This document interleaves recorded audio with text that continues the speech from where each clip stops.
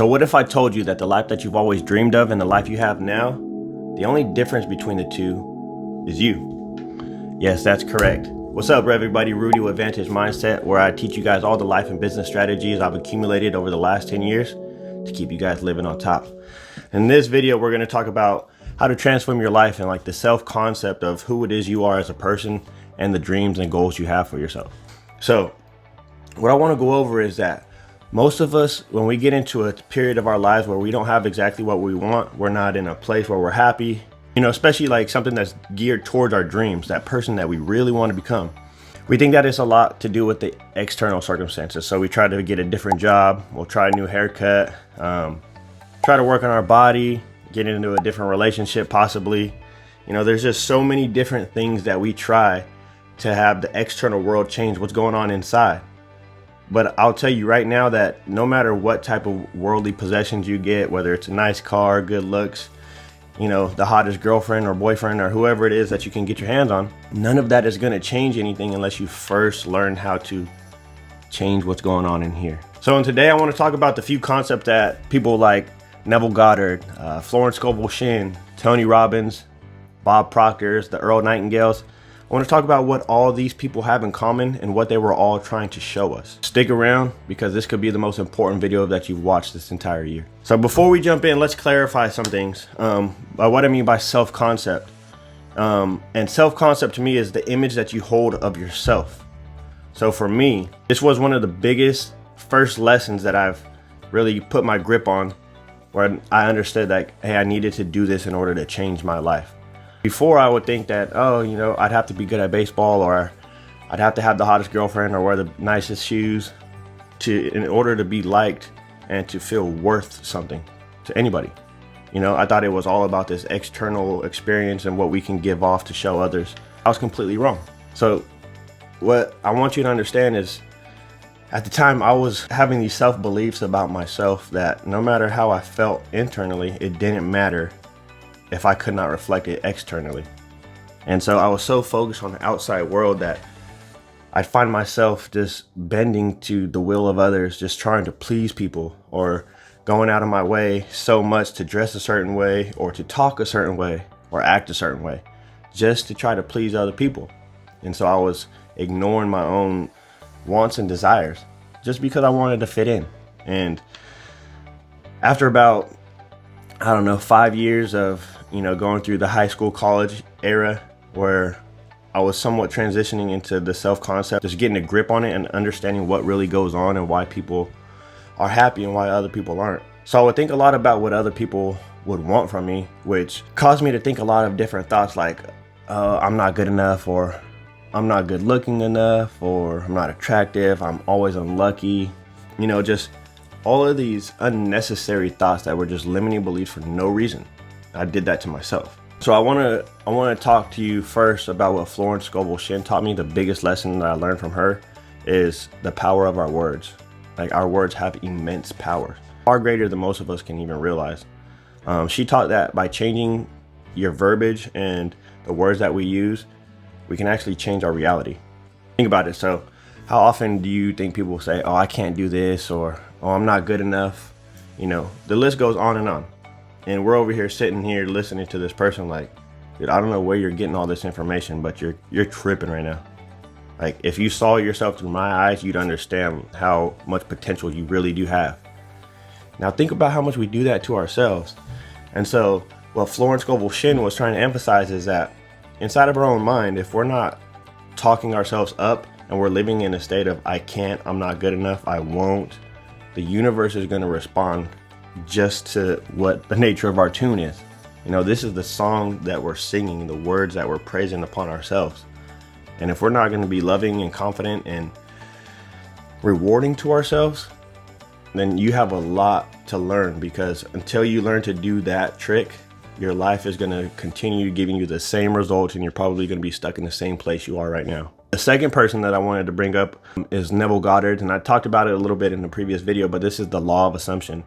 The law of assumption plays a big part into the self-concept and self-actualization of what it is you hold in your mind, in the forefront of your mind, your third eye. Neville Goddard took it a step further by saying, so beyond just speaking and feeling the way internally, we must assume that our wish is being fulfilled. So you talk about our dreams, whatever dream life you want, whether it's your career, a relationship, a super big house with kids, family. It doesn't matter what it is that you want.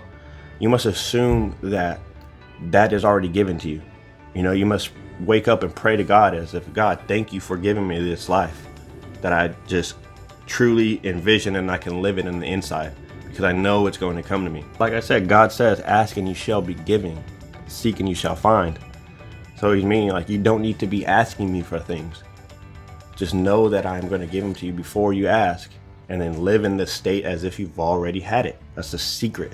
Neville taught that by embodying a person that you want to become, acting as if you're already that person, this is the way to align yourself with the reality that you want. So if I want to become, let's say, a Tony Robbins type of figure, in the self-development world, to where people come to me for advice, especially in the psychological world. Right now, I have to become that person. So how does that person wake up?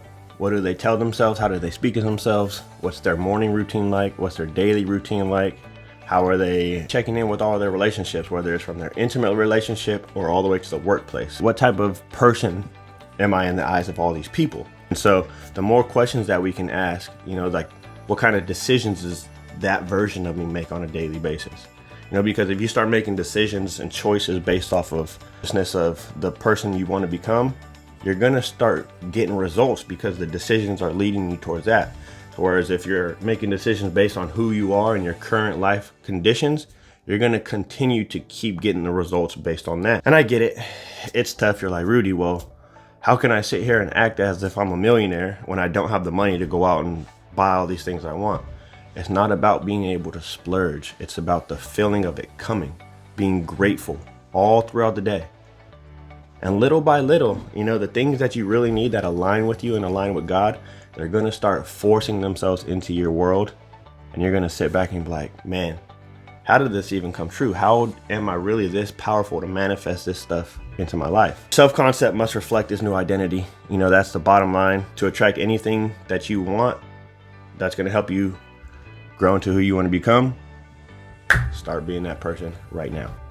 So the third thing that I want to talk about next is Bob Proctor's paradigm shift. He's one of the masters of personal development.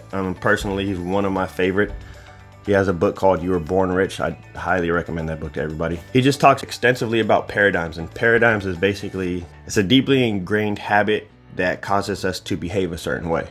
But Bob Proctor taught us that in order to change your life, you must first change your paradigms, which is a combination of thoughts and behaviors and actions. And so he believed that most people are stuck in this cycle of self-doubt and limitation because they allow their old paradigms to dictate their actions. Meaning, there's Rudy in this broke, depressed state, and he's still the one making decisions. To whereas I want to become one of abundance, one of success and confidence, I need to become that version of myself who already has that and just start being him. It's like seeing an actor in a movie. Well, just think about your favorite actor. This person, I'm sure in different roles in different movies or TV shows, they have completely different personalities. How is that? How can they convince you that they are a completely different person in different roles? Well, it all has to do with who they embody themselves to be, who they choose to make decisions like.